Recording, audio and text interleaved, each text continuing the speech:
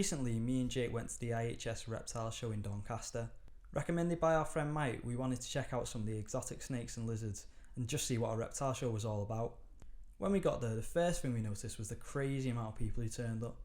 The second thing we noticed was that filming wasn't exactly welcomed, which as content creators wasn't great. We did our best to film what we could and get some really nice footage, for example, this guy. Here's mine and Jake's immediate thoughts and reactions to the reptile show. So, we've just been to the... Are we saying where we went? We've just been to a reptile show, an exhibition for breeders. We've already said it on Instagram, haven't we? Well, yeah, but they might not follow us on Instagram. Follow us on Instagram. Yeah, okay. We've just been to a reptile show. Yeah, in Doncaster. In Donny. So you may know it, but you may not. Sunny Donny, so it's for breeders and sort of specialist hobbyists. Yeah. People who want to buy lizards, basically. This was our first show, wasn't it? Yeah. So we'd never been on it but we'd seen all the ethical debates. So we were going with an open mind on the fence to see if they were worth it or if they wasn't. Yeah. And what's your thoughts? My thoughts, I enjoyed it to an extent. Oh no, I definitely enjoyed it. I liked seeing there was loads of cool breeds, loads of different snakes and different morphs and stuff, different morphs of each thing. Yeah, it was amazing to see like all the different breeds, definitely. But it was a bit weird, like it was very much, for instance, basically the first store we went to, the guy was like, "Oh, we don't mind you filming, but most people are." This was the very first store. As soon as we walked in. So we walked in with a big camera, and then we quickly realised that we had to switch to the more cognito phone. Yeah, we couldn't really, because the first thing he said, we don't mind just filming, that's cool, but just beware, like a lot of people here are going to be a bit funny about it. Yeah, so our plan originally was to film like some B-roll of all the stores, maybe speak to a few breeders about each reptile, and then if we could like interview a few like customers as well. Yeah. But right after rip, it was busy, so like understandable, but no one seemed to give off the vibe of, yeah, you can film here. Like, yeah, no one wanted it to be on camera. Like I asked a couple of people, like, did they mind us filming the breeds and what they were selling, and they were cool with us filming it, but they were like quite standoffish. They didn't want to speak to us. Yeah, but at the same time, we still got some good clips, but nothing to the point where we were disheartened, weren't we? Like it left a bad taste. But that being said, all the animals well cared for. They seemed well, yeah. Like I couldn't fault. Like all of the animals looked decent healthy. Price, so it's not silly sales. Like someone who's not into the hobby can come in and just grab it. Like no, yeah. Have to. The prices were what you would expect from sort of reputable sellers. There was nothing ridiculous. Like you would. It was responsible selling, I would say. So, what would ways to improve? Maybe just be less. I think the thing about sort of I took away from it was how standoffish, like I say, everyone was. No one really wanted to, like the fact that they don't allow filming at some stores. Like, why is that? Like, what's like? It wasn't just the one store that told. Like the one store who told us was fine with us filming. Yeah. And then we shout out them. Yeah, they were great. I can't remember what his name was. It was one. He was dressed as a huge cockroach. The guy. Yeah. So it was a Venomous Visions. Venomous Visions.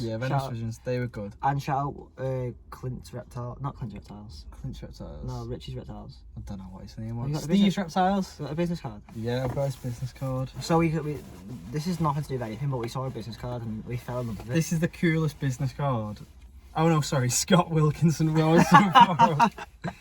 Scott Wilkinson Reptiles. This is the best business card I've ever seen. Like, it's got the QR code, it's got his social logos, but just the texture. Obviously, you can't feel it on the video, but the texture of the snake. Well done, Scott. I love this. And he had some cool snakes too, Scott. Yeah, Scott's store was good. Didn't speak to him at all, like, but we stole his business card. He was busy. He was really busy at the time. But yeah, his was good. Like, that's what I mean. A lot of the stores were good. I don't think there was a huge issue with most of them. I think it was more of a. The whole scenario was good. Yeah. Everyone seemed respectable. Everything was going smooth, other than the fact that, as a media creator, it wasn't happening for us. So no, maybe that's just our personal. It might be issues. I think that's what needs to change within the hobby.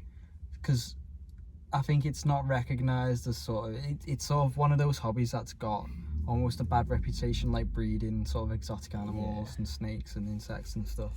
Like a casual from an outside world will see that. I think like, it's shady. They'll be like, oh, they're in the little cups, but yeah, fair dues, they are in little cups, but that's one day.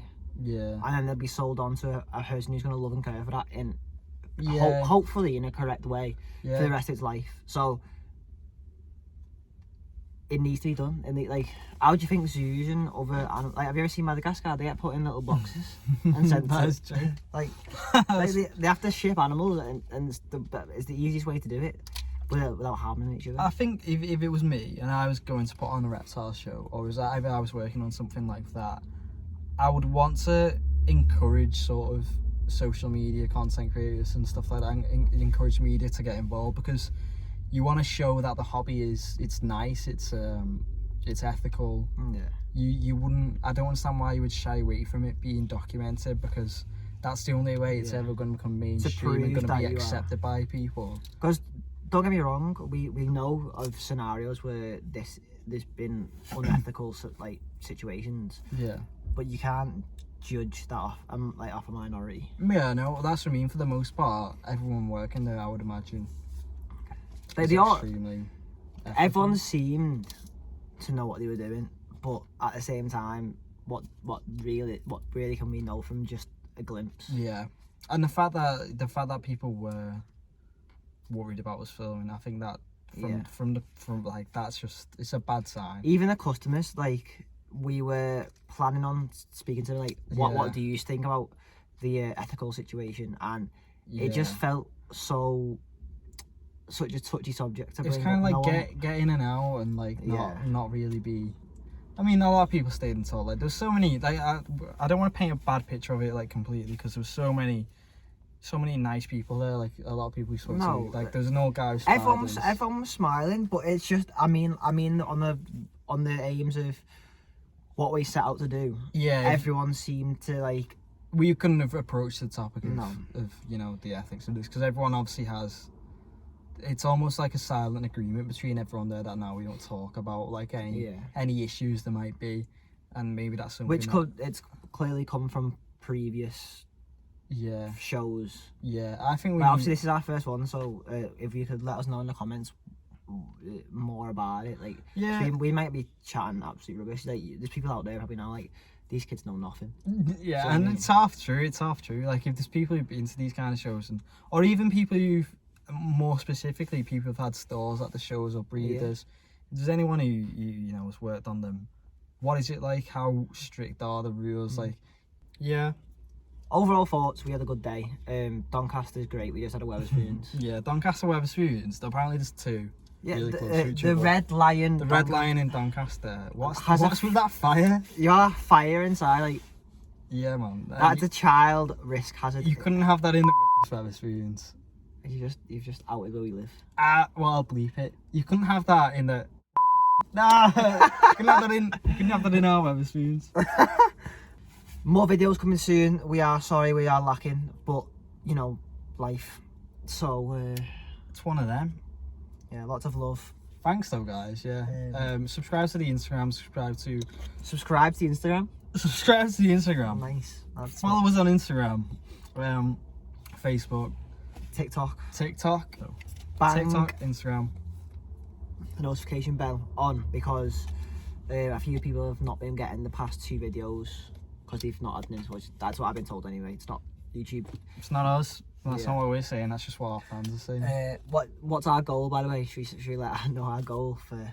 Our goal for this video is 10 likes. Oh right, no, I meant Eritan in general. Our goal for Eritan in general is to get a Nike collab. So we want a pair of 110s, like Eritan 110s, and it'll be similar to my sustainable 110 that are not for Liverpool. But I want them to have like our colour scheme and stuff, and an Eritan on them. So Eritan 110s inbound.